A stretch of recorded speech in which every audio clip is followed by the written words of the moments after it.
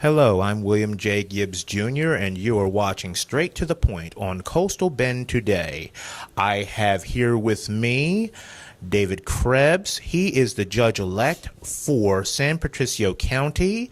He gets sworn into office on the 1st of January, taking over for longtime Judge Simpson. Judge-elect Krebs, welcome to the show. Well, thank you for having me on this. Thank you. And please tell us a little bit about yourself. Okay, well, I'm a native San Patricio County person, born and raised, raised in the Gregory Portland area all my life. Attended Gregory Portland High School, Texas A&I University, and then came back and got engaged in the farming business with my dad. Stayed in that. Then I started in politics in 1980. Was elected to the San Patricio County Farm Bureau Board in 1980 and served there until 1991. I was elected to the state Texas Farm Bureau Board in 91 and served until 1997. And then retired from that, and I needed to do something. So the position came open on the Portland City Council. I ran for that. And then 6 years after that, the opportunity came open to be mayor. I ran for mayor, and I served 20 years total on the Portland City Council, 14 years of that as mayor of the city of Portland. So I love being involved. I love serving my fellow man in politics, and it's got into my blood, and that's why I decided at times people asked me if I thought about running for county judge, and I said, not really, and they said, well, we think you would make a good one. Why don't you try it? Well, here we are fixing to be and taking the oath on January 1st. All right. So tell me then, with regard to when you take office, those first 100 days, could you give me an idea of how you would like that to look? Well, it's going to be plenty busy, I can tell you that. We're going into the legislative session, so we got many issues that's probably going to be affecting the county and the counties as a whole across the state of Texas. So I'll be heavily involved in Austin, probably doing legislative lobbying work on behalf of the county. Some of the big issues that I'm going to be looking at is that San Patricio County is having such tremendous growth over the last 10 years. We've had over $45 billion worth of industry has come into the east end of San Patricio County. And currently there's a coalition that I'm part of that's been developed over in our county to see if we can get 2 more county commissioners on the Port of Corpus Christi. We have 1 currently. We have no problem with having 1, but we figure with all the industry that's coming in over there, we need fair and equal representation. Nueces County has 3 and the city of Corpus Christi has 3. So we would like to be just equal with them in the representation that we have.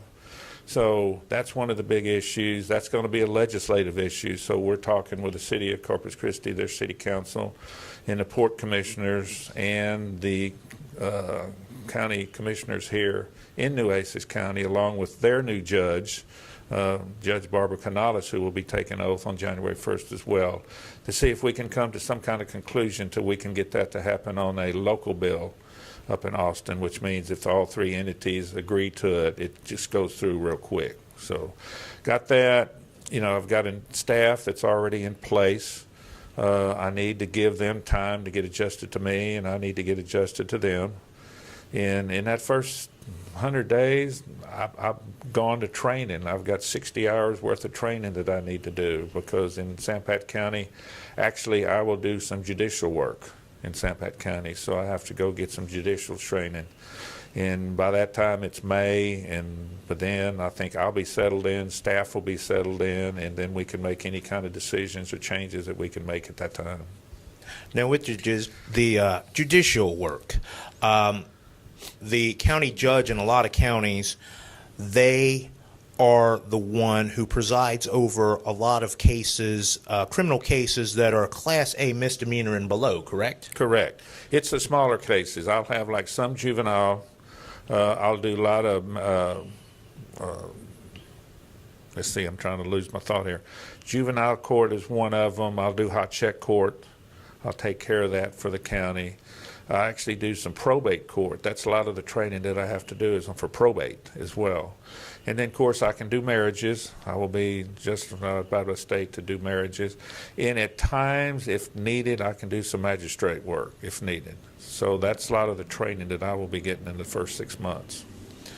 So it sounds like the job of a county judge is quite involved, that you're not going to sleep a whole lot. That's true. I'm ready for it. It is involved. I know I've talked to some of the county judges already in our local area that have been newly elected, and some of them are saying, well, I didn't know it was such, details so much, but I've been around Judge Simpson quite a bit and at the courthouse to know that it's not a 8 to 5, 40-hour-a-week job. It's a job that you need to do, and you need to do it well, and I plan on doing it very well.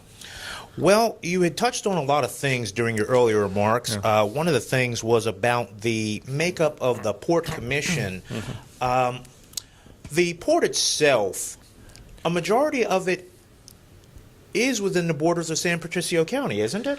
Correct. The La Quinta Channel is in San Patricio County, and I think the county just got through winning a lawsuit here. The Texas Supreme Court ruled that Nueces County and everything on this side of the bay cannot tax any of our reefs and wharfs that go out in the bay from a lot of our big industry. So a lot of that, is in up to the shoreline is Nueces County. That was Occidental Chemical, correct? Right. That was Occidental Chemical that won that lawsuit. So we just feel like, the Port of Corpus Christi is pretty well confined now to the area that they have that they can bring industry in. And we know San Patricio County is the county that there's got water, we have the highway, and we have the rail. And that's why the Port of Corpus Christi is looking on our side of the bay to bring that industry in, which it helps the region. It's good. I mean, it's good for Nueces County, and it's good for San Patricio County, Aransas County, and the counties around us to have that type of industry here. So that's why we feel like with that much industry coming in on our county, we need more representation to have fair and equal representation on that Port of Corpus Christi Commission. So you want to bring that to 3 members then, correct? Yes, we would like to bring it to 3 members. We have 1 member right now, and we would like to add 2 more members, so the county would have, San Pat County would have 3, Nueces County would have 3, and then the city of Corpus Christi would have 3. I know it's a very large commission, but I think we can all work together, because 9 different points of view, you can get some pretty good general idea of what's going on. Yes, sir. So with that, industry seems to be going like gangbusters right now. How do you envision the industrial growth for the county, San Patricio County, for the next 5 years? It's going to continue to be very, very active. Right now, there's probably 8 industries that are looking in San Patricio County to come in, and these are large industries. These are billion-dollar-plus industries, each one of them. So it's going to continue. And as I mentioned earlier, the Port of Corpus Christi does not have any more land on the port to bring industry into. Actually, they're moving right now down south of Robstown or on the Highway 44 corridor west of the Corpus Christi Airport. That's the locations that they're looking at. Whereas, like I said, on our side of the bay, we do have the rail, we do have the highways, which they have as well, but we have the La Quinta Channel. And that's what a lot of this big industry wants. They want water, to get their ships in and out of when they to get their commodities back out to market. So it's going to continue. I think we're just at the very beginning of industry coming into San Patricio County. So this is still the early stage. It's the early stage, very early stage. So how is the county then partnering with the municipalities within San Patricio County to address the obvious need, which will be housing, and then subsequently services and retail for all these new workers who are going to be coming in? The municipalities on the east end of the county now are very involved as to what's going on. Aransas Pass, City of Ingleside, Ingleside on the Bay, Portland, Gregory. They're very knowledgeable of what's happening because most of it has happened on the east end of the county right now. Our San Patricio County Economic Development Corporation is working extremely hard on bringing the housing in. They're doing a great job of it. They got one planned over in the Mathis area right now. There's one developing in the Sinton area, and then they got a very large one maybe developing in the Gregory area. The Portland issue is land is too high in the city of Portland. It's very high. And the developers cannot come in and develop, some housing that these workers need in the city of Portland. Now, Ingleside on the Bay, and Aransas Pass, they're bringing housing in as well. They're to the point where they may be getting landlocked with the industry being all around them. It's the area that they have to bring housing in. So it's going to be an issue for some of the cities here. Some of the cities are already working extremely hard on it with the EDC. So I look forward to working with the EDC and these developers to bring this housing into the county. So with that, just how many people are you all planning for over the next 5 years? It should be a lot.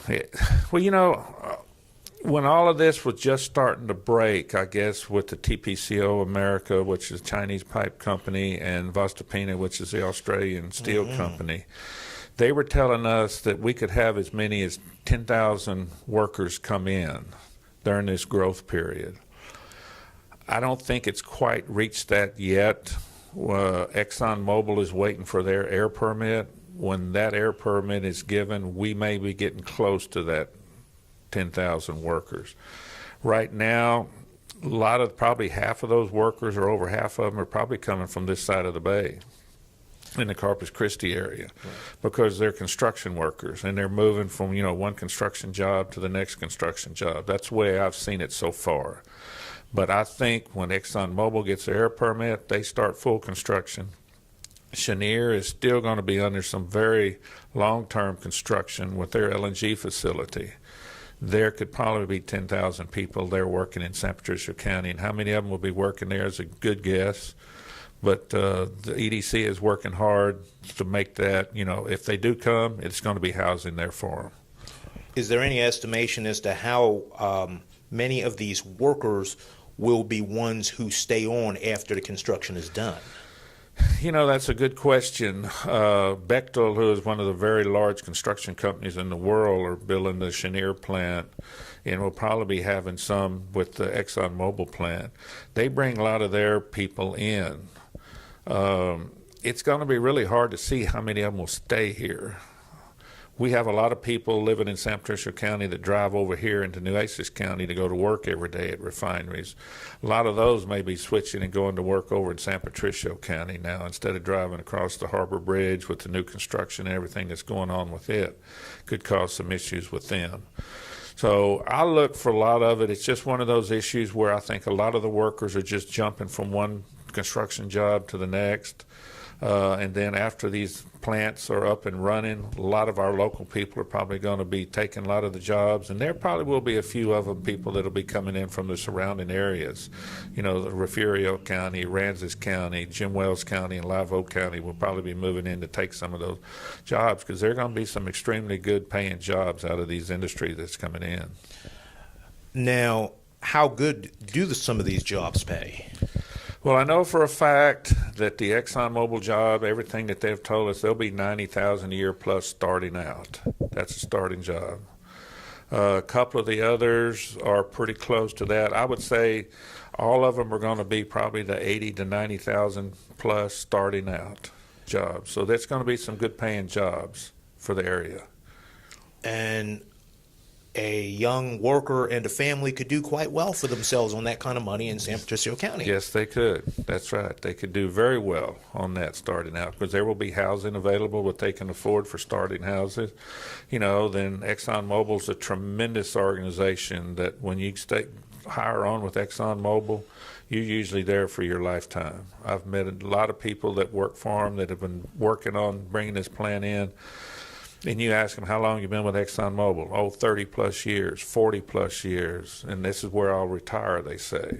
And it's a global company, so the possibilities are endless. That's right. It's endless. You can do anything you want to with ExxonMobil, and their retirement plans are phenomenal. So young people, be ready when ExxonMobil comes in. If you want to live in the coastal Bend area, there's your place to go work. And it's varied jobs with all of these companies, Verstapenny, ExxonMobil, Cheniere. It's not just the very physical construction related jobs. It's a lot of the cerebral type jobs too. Right, there is. I know I've been to the Exxon plant up in Baytown, and I mean it's just workers sitting at a control panel. I mean it's an operational job. Our universities here, Del Mar College, I mean they're phenomenal right now catching up on all the technology that these young people are going to need to go to work. In these labs and stuff that the plants are going to be having. So give due credit to Del Mar for doing that. So not just Del Mar, but what about the high schools? How is the EDC teaming up with them to prepare these kids for the jobs of today as well as tomorrow?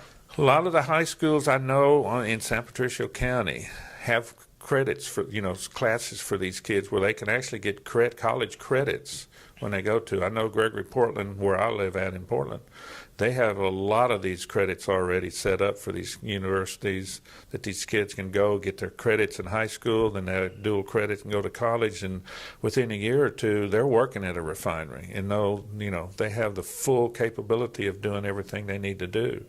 In the industry is helping out as well. Exxon, Cheniere, Vostopini, all of them are, helping out the University of A&M Corpus Christi and Del Mar with funds to help instruct these youth so they can be staying here locally and working in these refineries.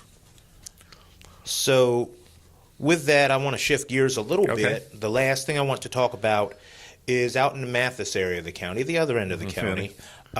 There's been an ongoing issue with flooding out on County Road 73 area, and it's being attributed to the Wiley Seal Dam on Lake Corpus Christi. Now, the News of San Patricio has covered the issue pretty extensively. What are your thoughts on the plans, or what are the plans that the county and the city of Corpus Christi have to work together to resolve this issue? Well, that's one of the things that I think that myself, the city of Corpus Christi, and the Nueces County judge, we're going to have some sit-down discussions and to find out exactly what we're going to be able to do with that issue. That issue's been around ever since I've been a little kid and can remember it. The solution to it, I don't know. It's just going to take a lot of money being thrown into that issue. The dam, can only hold so much water, Lake Corpus Christi. Dredging by that lake out would be ungodly amount of water and time and money. So, it's like I said, we just got to sit down with the Nueces Water District, probably the state water conservation bunch, Nueces, San Patricio, and the city of Corpus, and figure out what we're going to do. It is, to me, as long as it's been there and it hasn't been figured out yet, maybe the three of us or four of us can figure out what we need to do with that issue. But it's going to be a tremendous undertaking to get that accomplished, I can tell you. But you are committed to sitting down with the right people and trying to figure something out. Oh, yes, I am committed. I've already talked with Judge Canales. I've known Judge McComb for numerous years as being mayor of the city of Portland, and he's just been reelected. I'm committed to sitting down with all those three definitely, because those three, us, make up the region, the Coastal Bend region, and we need to work together, and we need to work together on serious issues. And I can see some serious issues that we do have. And I think the three of us combined can come up with a solution to that ideas. Well, I do appreciate that, and I do appreciate your time here on Straight to the Point. And you've been watching Coastal Bend Today, your life, your news, your Coastal Bend Today. I am William J. Gibbs, Jr. If you liked what you saw, hit like, tell your friends about it. and also give us some suggestions of what else you would like to see on Coastal Bend Today and on Straight to the Point. Again, I would like to thank Judge-elect David Krebs for availing us of his time today. Thanks again.